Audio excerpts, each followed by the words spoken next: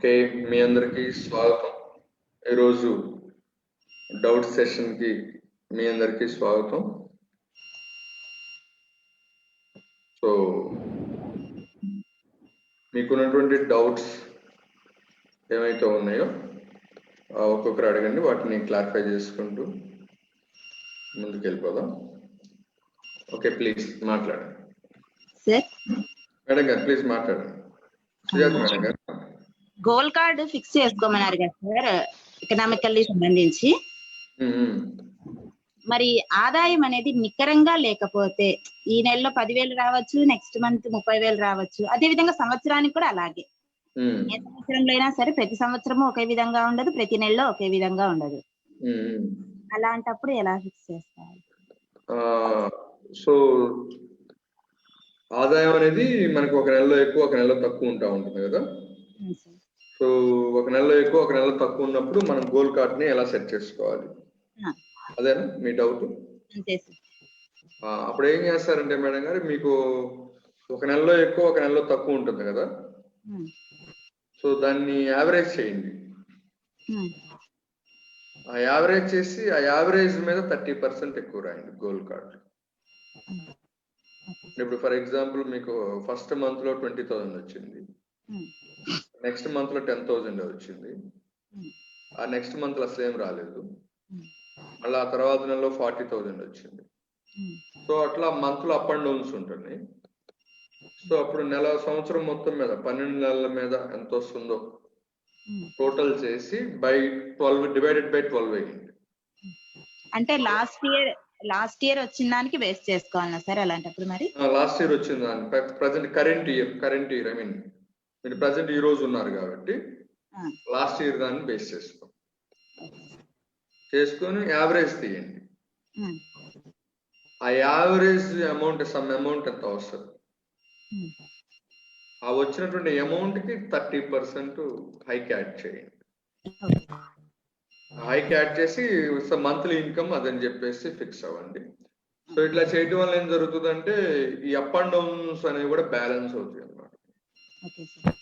So అక్కడ మీరు రాసేటువంటి sentence లో మెయిన్ గా మీరు వచ్చేసరికి కన్సిస్టెన్సీగా సంపాదిస్తున్నాను అనే పదాన్ని రాయండి. ఫర్ ఎగ్జాంపుల్ మీరు ఎలా రాయాలంటే మీ గోల్ కార్డ్ మీద నా గోల్ బై జూన్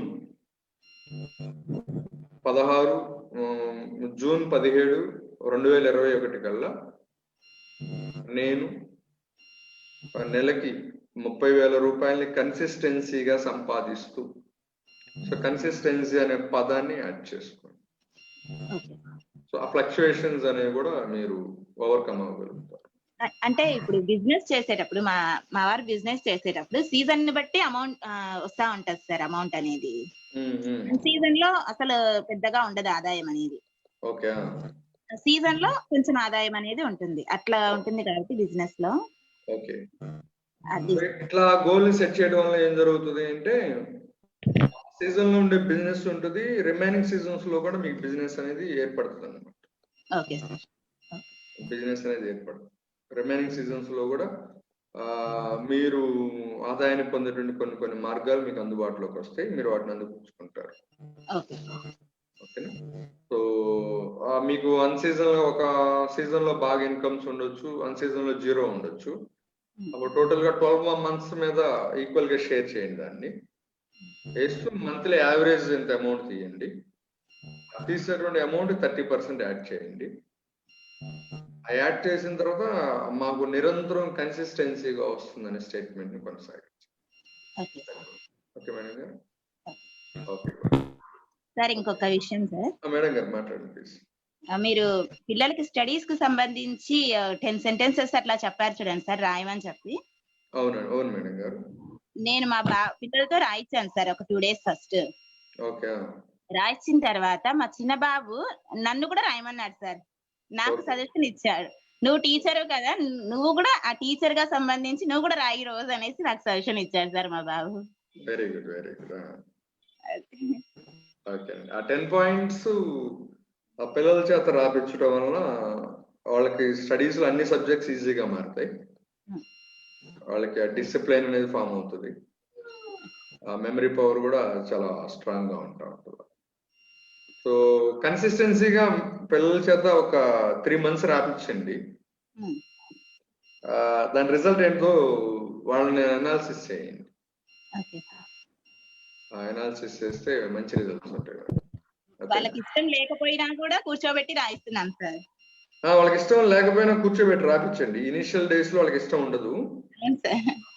కొన్ని రోజులు రాసిన తర్వాత వాళ్ళ కష్టంగా ఉన్న సబ్జెక్టు లో కొంత పెర్ఫార్మెన్స్ పెరగటం వాళ్ళకి అర్థం అవుతుంది. ఇంకా అక్కడి నుంచి వాళ్ళు కూడా ఇంకొద్దిగా ఇంట్రెస్ట్ చూపిస్తారు. ఎందుకంటే వాళ్ళకి కష్టంగా ఉన్న సబ్జెక్ట్ ని ఈజీగా మార్చేసే పాసిబిలిటీ దీని దగ్గరే ఉంది. సో ఇప్పుడు నేను చిన్నప్పుడు నాకు మ్యాథమెటిక్స్ అంటే కష్టం, మ్యాథ్స్ కష్టం అని చెప్పేసి బైపీసీ వైపు వెళ్ళాను. ఇప్పుడు ఈ రోజు కూడా మ్యాథ్స్ కష్టమే నాకు. సో ఈ మ్యాథ్స్ అలానే కష్టంగా వెళ్ళిపోతా ఉంటే కాదు, అది ఒక 6 months కైనా 4 months కైనా ఆ మ్యాథ్స్ లో మనకి ఇంట్రెస్ట్ ఏర్పడాలి. ఏర్పడేలా చేయడంలో ఆ 10 points బాగా ఉపయోగపడుతుంది. సో ఆ 10 points కన్సిస్టెన్సీగా ఒక 3-4 months రాస్తే వాళ్ళకి అన్ని సబ్జెక్ట్స్ మీద మంచి ఈక్వల్ ఇంట్రెస్ట్ ఫామ్ అవుతుంది. And attention levels, concentration levels కూడా బాగా ఇంప్రూవ్ అవుతుంది. ఓకే మేడం గారు. Okay, thank you sir. Okay, Raviraj గారు ప్లీజ్ మాట్లాడండి. రవిరాజ్ గారు. ఏం లేదు, మీరు లాస్ట్ టైం యూట్యూబ్ క్లాస్ లో సార్ మొన్న ఉదయానికి మీరు గూగుల్ చాట్ రెడీ చేసుకోమన్నారు. క్లారిటీ ఇస్తారు, అది కొంచెం దానికోసం వెయిట్ చేస్తున్నారా? ఒకసారి చదవండి, గోల్ చదవండి ఒకసారి.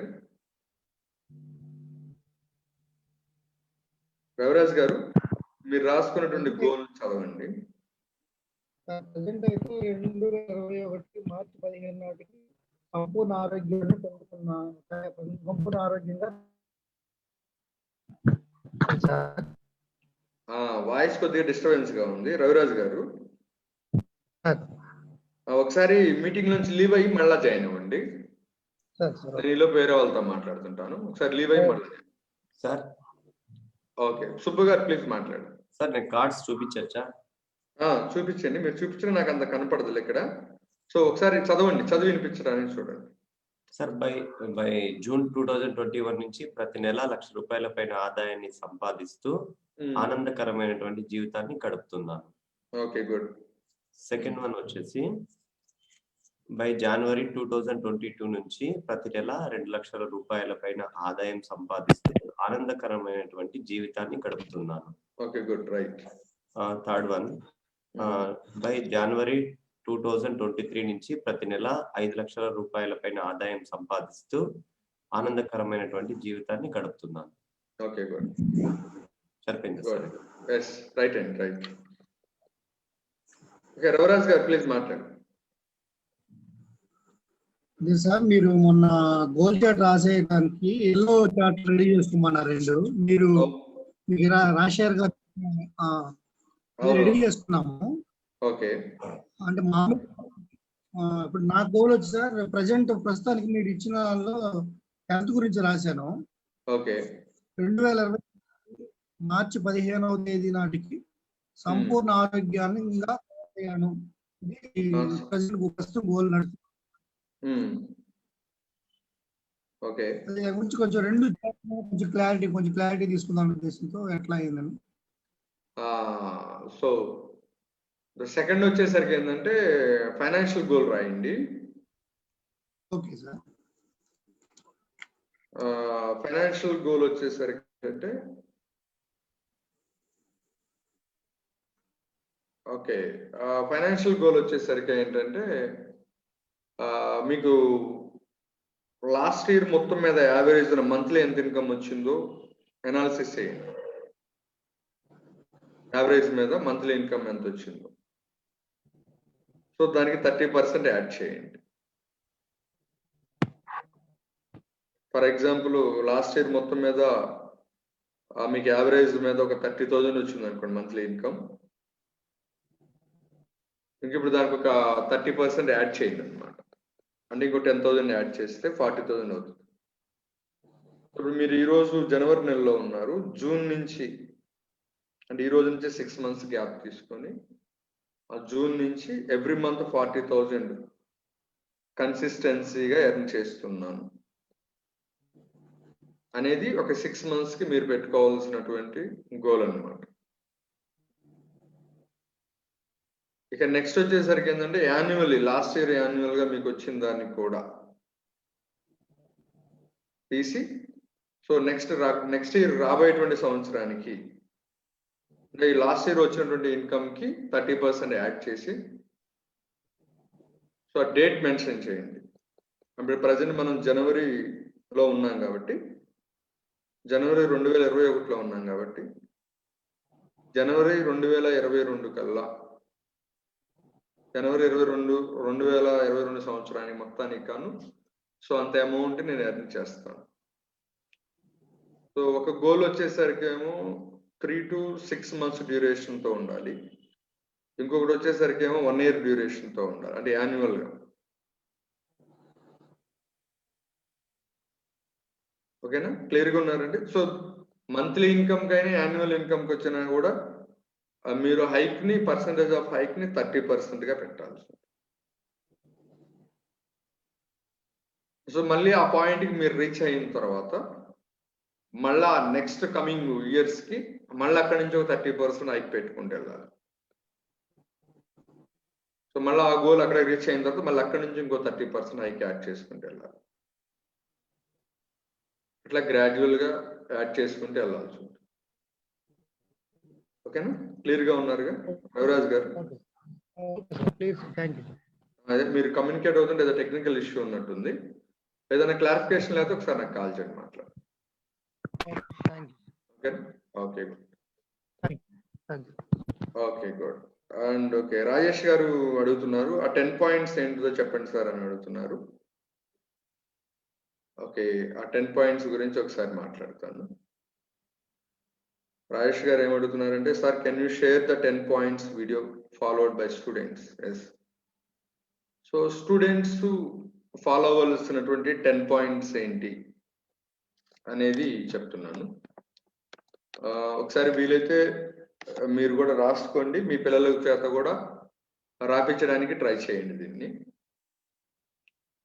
ఈ రాపించడానికి వీళ్ళ చేత ట్రై చేయటం వలన వాళ్ళు కొంచెం స్టడీస్లో ఇంకొద్ది చాలా ఫార్వర్డ్గా ఉంటారు. సో మెయిన్ ఏంటంటే స్టూడెంట్స్ ఫేస్ చేస్తున్నటువంటి మెయిన్ సమస్య ఏంటంటే వాళ్ళకి ఒక సబ్జెక్ట్ కష్టంగా ఉంటుంది అనేది చాలా ఎక్కువగా ఫేస్ చేస్తున్న సమస్య. వాళ్ళకి టోటల్గా ఒక 6 subjects కనుక్కుంటే ఆ 6 subjectsలో ఒక సబ్జెక్టు కొంచెం కష్టంగా ఉంటుందని, దాని మీదకి ఇంట్రెస్ట్ రావటం లేదు అనేది వాళ్ళు మనకి కామన్గా తెలియపరిచేటువంటి సమస్య.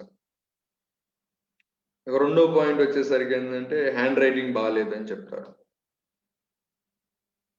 ఆ మూడో పాయింట్ వచ్చేసరికి ఏంటంటే మెమరీ పవర్ లేదని చెప్తారు. మూడో పాయింట్ వచ్చేసరికి ఏంటంటే మెమరీ పవర్ లేదని చెప్తారు. నాలుగోది వచ్చేసరికి ఏంటంటే నా చదువు మీద ఇంట్రెస్ట్ లేదని చెప్తా ఉంటుంటారు. సో ఐదో పాయింట్ వచ్చేసరికి ఏంటంటే వాళ్ళ దగ్గర ల్యాక్ వచ్చేసరికి ఏంటంటే డిసిప్లిన్లో వెనకబడి ఉంటారు. సో వీటన్నిటినీ వాళ్ళకి కవర్ అయ్యేలాగా ఒక సెట్ ఆఫ్ ఎఫర్మేషన్స్ అన్నమాట. ఇవి ప్రతిరోజు ఉదయాన్నే నిద్ర లేచిన వెంటనే విద్యార్థి చేత రాపించాలన్నమాట. ఈ టోటల్గా ఈ 10 sentences వాళ్ళ చేత రాపించడానికి ఎంత టైం తీసుకుంటుంది అంటే 2 నిమిషాల నుంచి 5 నిమిషాలు టైం తీసుకుంటుంది. అట్లానే నైట్ నిద్రపోయేటప్పుడు కూడా ఆ 10 sentences రాపించి తర్వాత నిద్రపోయేలా చూడాలి. సో నైట్ రాసేటప్పుడు కూడా సేమ్ అంతే టైం తీసుకుంటుంది. ఎంత టైం తీసుకుంటుంది అంటే 3 to 5 minutes టైం తీసుకుంటుంది. ఈ 10 minutes కనుక స్టూడెంట్ కనుక ఇన్వెస్ట్ చేస్తే ఈ హోంవర్క్ చేయడానికి వితిన్ 90 daysలో ఆ స్టూడెంట్కి డిఫికల్టీగా ఉన్నటువంటి సబ్జెక్ట్ చాలా ఈజీగా కన్వర్ట్ అవుతుంది. ఆ స్టూడెంట్ యొక్క మెమరీ పవర్ చాలా బాగా ఇంప్రూవ్ అవుతుంది. ఆ స్టూడెంట్ లోపల సెల్ఫ్ డిసిప్లిన్ అనేది ఫామ్. సో ఇది నేను ప్రాక్టికల్గా కొన్ని స్కూల్స్లో అప్లై చేయించాను. సో చాలా మంచి రిజల్ట్స్ ఉన్నాయి. ఆ అప్లై చేయించడంలో కూడా ఎవరికి అప్లై చేయించేవాడిని అంటే ఒక స్కూల్ని సెలెక్ట్ చేసుకునేవాళ్ళం. ఆ స్కూల్లో ఫ్రమ్ 5th క్లాస్ నుంచి 10th క్లాస్ వరకు ఉన్న స్టూడెంట్స్ని తీసుకునేవాళ్ళం. ఆ స్టూడెంట్స్లో కూడా బాగా వెనకబడిపోయినటువంటి బాగా వెనక నుంచి 5 మెంబర్స్ని తీసుకునేవాళ్ళం. అంటే ఫర్ ఎగ్జాంపుల్ 6th క్లాస్ ఉంది, 6th క్లాస్లో 50 స్టూడెంట్స్ ఉంటే ఆ 50 స్టూడెంట్స్లో ర్యాంక్స్ వైజ్గా చూసుకుంటే అందరికన్నా లీస్ట్లో ఉంటారు, చూసారు, వెనకబడి ఉంటారు. వాళ్ళని తీసుకునేవాళ్ళం అనమాట. ప్రతి క్లాస్కి 5 మెంబర్స్ని తీసుకునేవాళ్ళం. 6th క్లాస్కి 5 మెంబర్స్, 7th ఒక 5 members, 8th 5 members, 9th 5 members, 10th 5 members. అంటే వీళ్ళు ఏదో ఒక సబ్జెక్ట్లో ఫెయిల్ అయ్యేటువంటి పర్సన్స్ అనమాట. సో వాళ్ళ చేత ఈ రెగ్యులర్గా ఈ టాస్క్లని చేపించడం జరిగింది. చేపించడం జరిగిన తర్వాత ఒక 3 మంత్స్ అయిపోయిన తర్వాత వాళ్ళ యొక్క పెర్ఫార్మెన్స్లో 30% ఇంప్రూవ్మెంట్ గ్రహించామండి. సో అది వాళ్ళ చేత 3 మంత్సే కొనసాగించడం జరిగింది. సో అప్పుడు మేము ఏం చెప్పామంటే మేనేజ్మెంట్కి క్లాస్ స్టార్ట్ అయ్యేటప్పుడు, ఐ మీన్ ఇప్పుడు మనకి ఎట్లాగైతే స్కూల్లో ప్రేయర్స్ ఉంటాయి, మనకి ప్రేయర్ స్టార్ట్ అయ్యి వెంటనే ప్రేయర్ అయిపోయిన తర్వాత క్లాస్ రూమ్స్కి వెళ్తారు. క్లాస్ రూమ్స్కి వెళ్ళిన వెంటనే వాళ్ళు ఈ హోంవర్క్ చేయాలి. ఇది ఇప్పుడు నేను మీకు ఎక్స్ప్లెయిన్ చేయబోయేటువంటి హోంవర్క్ 5 minutes ఉంటుంది. అండ్ నెక్స్ట్ వచ్చేసరికి ఆ క్లాస్ స్కూల్లో నుంచి బయటకు వచ్చేటప్పుడు ఆ హోంవర్క్ చేపించి ఆ స్టూడెంట్ని బయటకు పంపించాలి అనేటువంటి కొన్ని ఇన్స్ట్రక్షన్స్ని కొన్ని మేనేజ్మెంట్స్కి అందించాం. సో అందులో కొంతమంది ఫాలో అయ్యారు, కొంతమంది ఫాలో కాలేదు. సో ఫాలో అయినటువంటి మేనేజ్మెంట్స్ వాళ్ళ యొక్క పిల్లల్లో మంచి ఫీడ్బ్యాక్ ఇచ్చారు. సో అది వాళ్ళ మేనేజ్మెంట్స్ని ఫాలో అయ్యేలా చేయించాం టు సమ్ ఎక్స్టెంట్. సో ఇప్పుడు దాన్ని ఒక్కొక్కసారి పేరెంట్స్ మీట్ పెట్టినప్పుడు పేరెంట్స్ మీట్లో గెస్ట్గా పిలుస్తారు మమ్మల్ని. అప్పుడు మేము పేరెంట్స్కి అది ఎడ్యుకేట్ చేస్తాం మేజర్గా. పేరెంట్ కంపల్సరీగా సైన్ చేసేలాగా ఎడ్యుకేట్ చేస్తాం. సో అందులో ఉన్నటువంటి 10 points ఏంటిది అంటే, అసలు యాక్చువల్గా ఒక స్టూడెంట్కి ఒక సబ్జెక్ట్ ఎందుకు కష్టంగా మారిద్ది. ఇప్పుడు మీరున్నారు, మీరందరూ కూడా విద్యార్థి దశను దాటుకొని వచ్చేసారు. సో ఇప్పటికి ఈ రోజుకి కూడా మీకు సబ్జెక్ట్ కష్టంగా ఉంటుంది. మరి ఒక సబ్జెక్ట్ మీకు చాలా ఫేవరబుల్గా ఉంటుంది.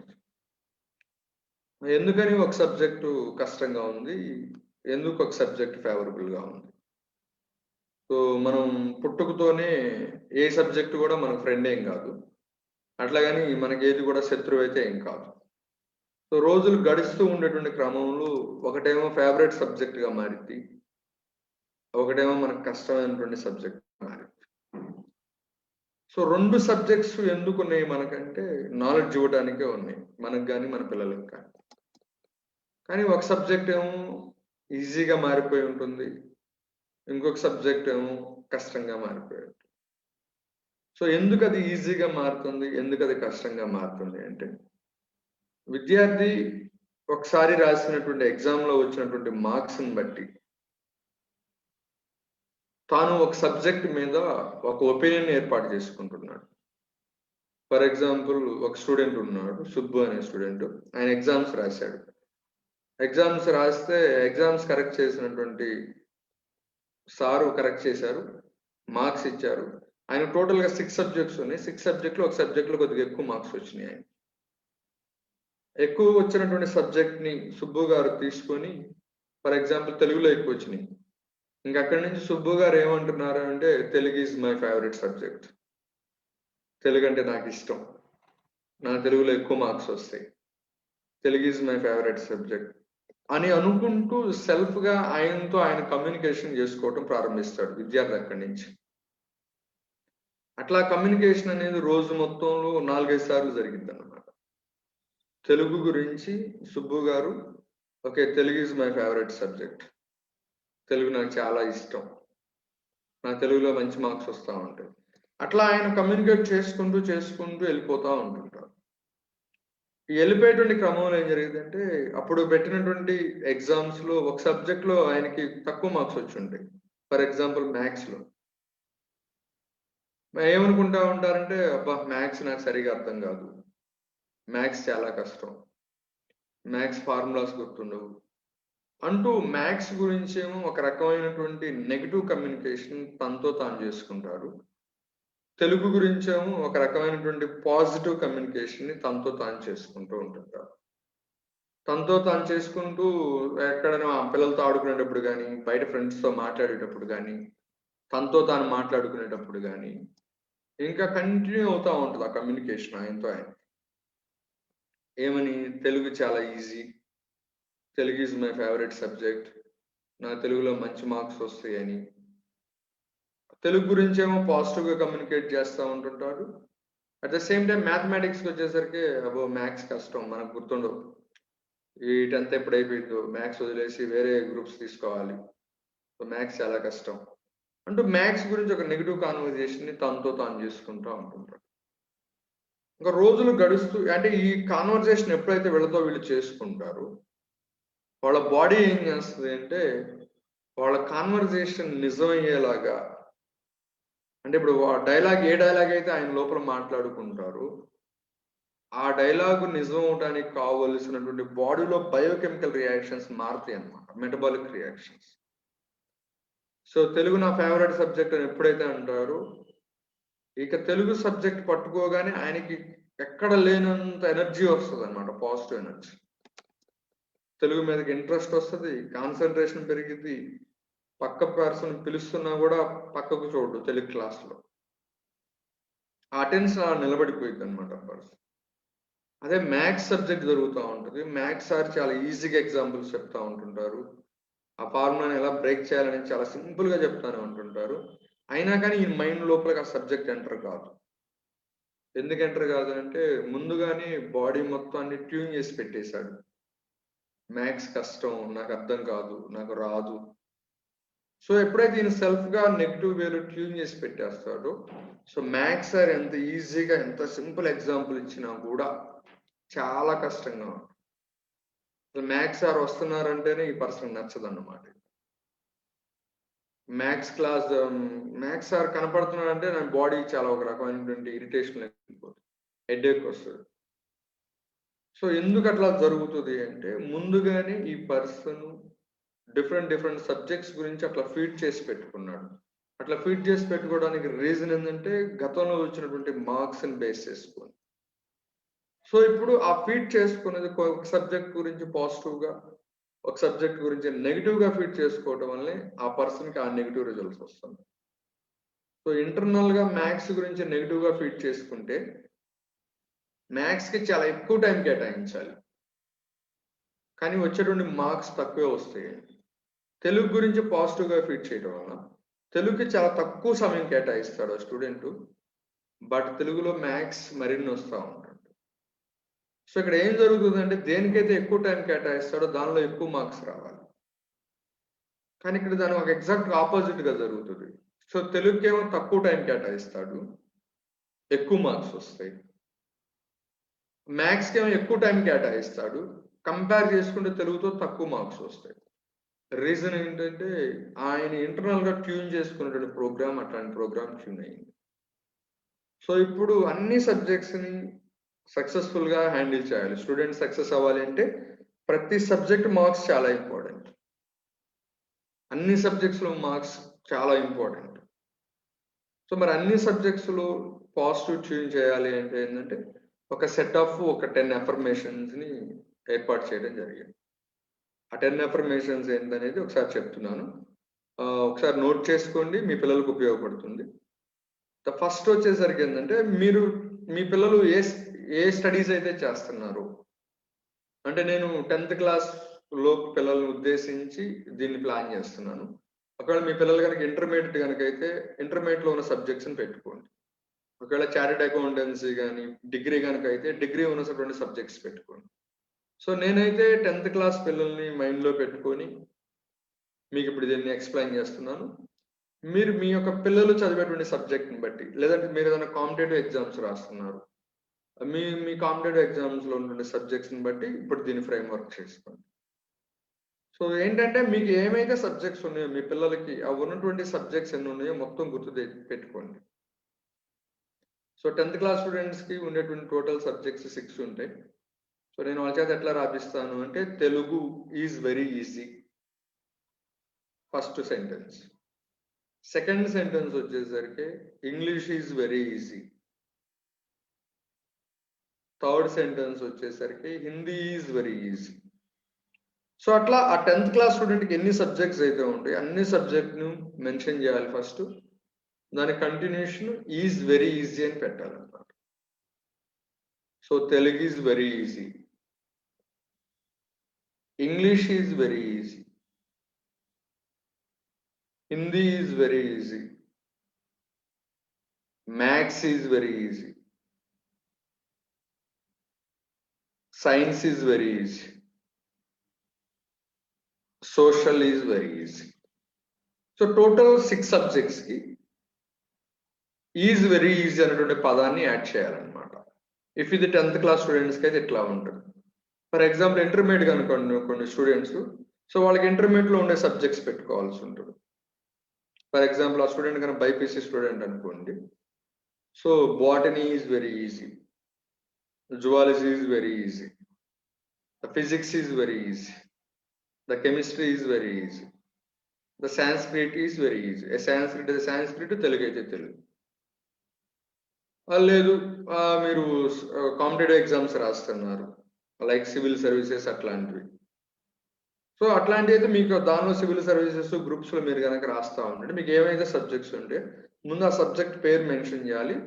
Is very easy, is very easy, is very easy. మీకు ఎన్నైతే సబ్జెక్ట్స్ ఉన్నాయో అన్ని సబ్జెక్ట్స్ని లిస్ట్ రాసి ఎదురుగా ఈజ్ వెరీ ఈజీ అని రాయాలి. సో అప్పుడు టోటల్గా మీకు ఉన్నటువంటి సబ్జెక్ట్స్ అన్నీ వచ్చేస్తాయి, పక్కన ఈజ్ వెరీ ఈజీ అనేది ఎంటర్ అవుతుంది. అది అయిపోయిన తర్వాత నెక్స్ట్ పాయింట్ ఎక్కడికి వెళ్తాం అంటే మెమరీ పవర్ దగ్గరికి వెళ్తాం. నెక్స్ట్ సెంటెన్స్ ఏంటంటే I have an excellent memory power. I have an excellent memory power.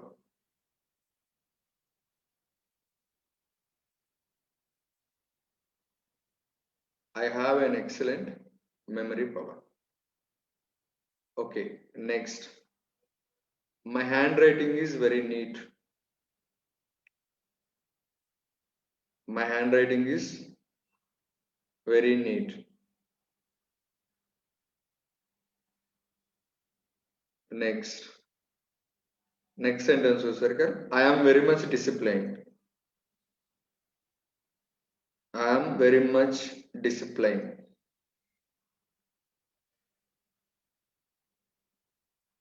I am very much disciplined.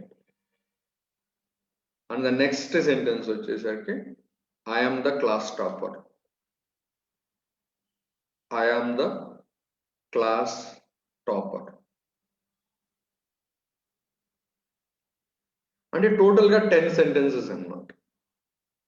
ఈ 10 సెంటెన్సెస్లో ఏంటి అంటే స్టూడెంట్ కామన్గా తనతో తాను మాట్లాడుకునేటువంటి సబ్జెక్ట్ గురించి కానీ, మెమరీ పవర్ గురించి కానీ, హ్యాండ్ రైటింగ్ గురించి కానీ, డిసిప్లిన్ గురించి కానీ, ఆయన క్లాస్లో వచ్చేటువంటి ర్యాంక్ గురించి కానీ, ఎక్కడెక్కడైతే నెగిటివ్గా మాట్లాడుకునేటువంటి స్కోప్స్ ఉన్నాయో ఆ నెగిటివ్గా మాట్లాడుకున్నటువంటి నెగిటివ్ ఎఫర్మేషన్స్ ఆయనకి స్టడీస్ మీద ఇంట్రెస్ట్ తగ్గియటం, కొన్ని మార్క్స్ తగ్గియటం, ఫ్రీక్వెంట్గా డిసప్పాయింట్ అయ్యేలా చేయడం అనేది చేస్తూ ఉండండి. వాటిని అన్నింటినీ కూడా ఇవి రీప్లేస్ చేస్తాయి అన్నమాట. సో ఈ 10 సెంటెన్స్ని మార్నింగ్ నిద్ర లేచిన వెంటనే రాపించాలి, నైట్ నిద్రపోయే ముందు రాపించాలి. ఇట్లాగా ఒక 1 మంత్ చేపించేసరికల్లా చాలా ఇంప్రూవ్మెంట్ వస్తుంది విద్యార్థులు, చాలా ఇంప్రూవ్మెంట్ వస్తుంది. అండ్ విద్యార్థి ఎప్పుడైతే నేను చాలా సెల్ఫ్ డిసిప్లైన్గా ఉంటున్నాను అని చెప్పుకుంటారో దీన్ని సీరియస్గా ఫాలో అయినటువంటి మేనేజ్మెంట్స్ వాళ్ళకి చాలా రిస్క్ తగ్గిందని ఇన్ఫార్మ్ చేసుకొచ్చారు. ఇదివరకు వాడికి చాలా డిసిప్లిన్లో పెట్టాలంటే మేము రకరకాలుగా చెప్పేవాళ్ళం, ట్రై చేసేవాళ్ళం. ఇప్పుడు వాడే కొద్దిగా వాళ్ళ యొక్క పర్సనాలిటీలో, వాడి యొక్క బిహేవియర్లో కొంత చేంజ్, పాజిటివ్ చేంజ్ మేము గ్రహించగలుగుతున్నాం. అని చెప్పుకొని రావడం అనేది జరుగుతుంది. సో ఇది మీ పిల్లల చేత చదువుకున్నటువంటి పిల్లలు కనుక ఇంట్లో ఉంటే వాళ్ళందరి చేత దీన్ని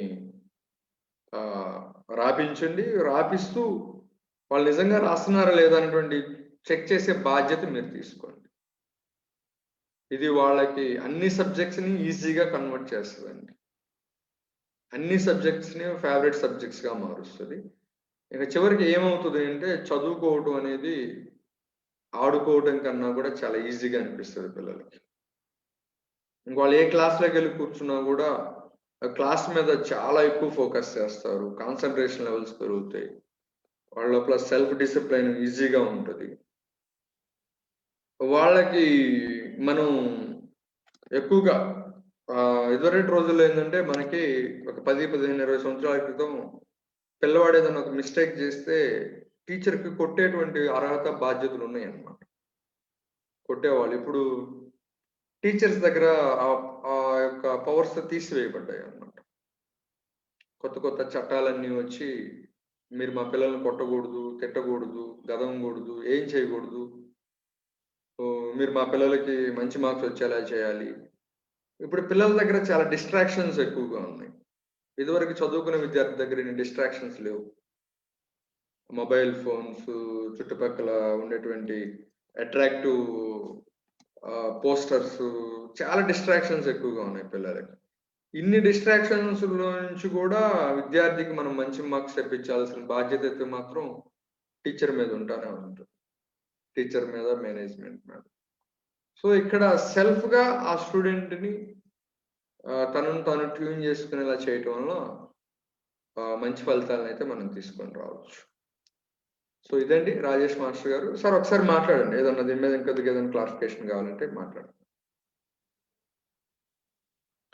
ఒకసారి అన్మ్యూట్ చేయండి రాజేష్ గారు, మైక్ మ్యూట్ అయ్యండి.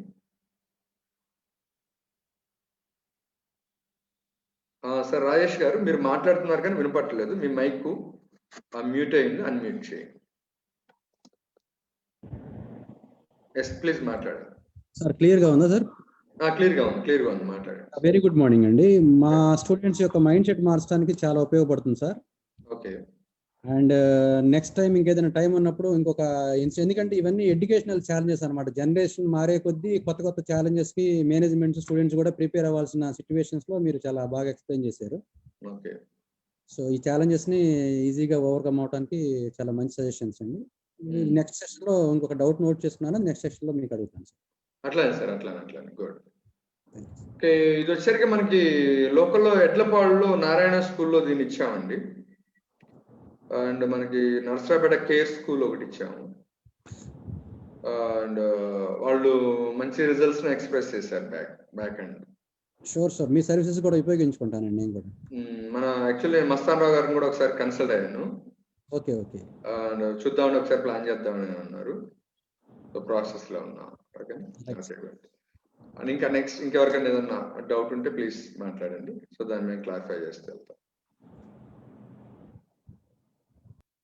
అండ్ ఓకే, జిఎన్ రెడ్డి గారు మాట్లాడండి ప్లీజ్. జిఎన్ రెడ్డి గారు.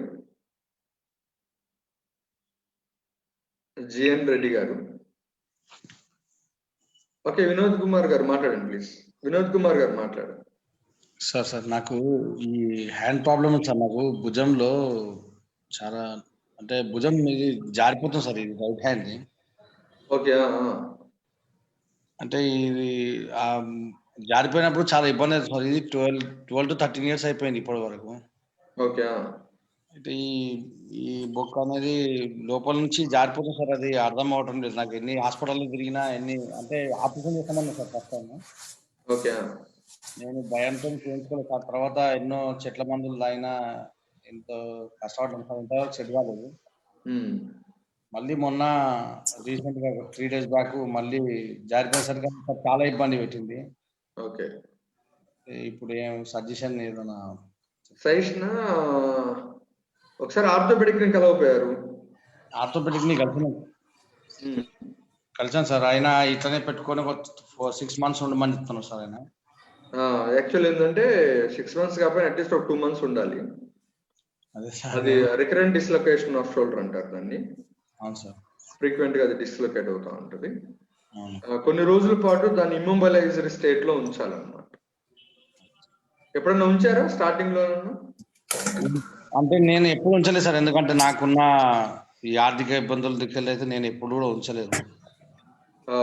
ఒకసారి ఒక రైట్ ఆర్థోపెడిక్ కలిసి ఒక స్లింగ్ వేస్తారు మీ చేతికి, మెడకి ఒక స్లింగ్ వేసి ఒక సంచిలాగా పెట్టి దానిలో ఉంచేలా పొజిషన్ చేస్తారు. అదే సార్. సో దానిలో అట్లీస్ట్ ఒక 2.5-3 months ఉంటాను ట్రై చేయండి. అదే సార్. కొంతమందిలో రికరెంట్ డిస్లొకేషన్ అనేది కూడా స్ట్రెస్ వల్ల వస్తూ ఉంటుంది. స్ట్రెస్ ఫ్రీ అవుతుపోతా ఉంటుంటే ఆ పర్సంటేజ్ తగ్గిపోతుంది. అవును సార్. సో దానికి ఇమ్మొబిలైజేషన్ ఉంచాల్సిందే, తప్పదు. ఇంకా there is no option, other option. అదే సార్, ఇంకా వేరే ఆప్షన్ లేదని చెప్తున్నా. వేరే ఆప్షన్ అయితే ఏం లేదు. అది 4-5 times దాటిపోయిందంటే ఇంకా ఫ్రీక్వెంట్ గా అవుతా ఉంటుంది. అవును సార్. ఇప్పుడు ఎన్నిసార్లు అయింది మీకు అట్లా? దాదాపుగా ఇప్పుడు 20-30 times అయింది సార్. 20-30 times. ఇంకా ఏం ఆలోచించి బాగండి. సో ఆర్థోపెడిషియన్ కలిసి మీరు దాన్ని ఇమ్మొబిలైజ్డ్ స్టేట్ లో ఉంచండి. ఓకేనా? ఇంకా అంతకన్నా there is no another option అండి. ఓకేనా? Okay good. And okay, GN Reddy గారు మాట్లాడండి sir. Good morning sir. Good morning. Good morning sir, చెప్పండి ఎలా ఉన్నారు? పర్లేదు సార్, నేను ఎక్సర్సైజ్ చేసుకుంటూ మీ ట్రీట్మెంట్ మీరు చెప్పే మాటలు వింటూ చూసుకుంటున్నా. మెడిసిన్ కూడాను నేను ఇంగ్లీష్ మెడిసిన్ ఏం వాడట్లేదు సార్. ఓకే. ఈ యాక్టివ్ ప్రెజర్ అతను గుంటూరు అతను వస్తున్నాడు సార్. ఓకే. ట్రీట్మెంట్ అతను చేస్తున్నాడు. ఓకే. నేను మీ మాటలు ఎప్పుడు మీ మీటింగ్స్ అన్ని వింటూ అలా ఉంటాను సార్.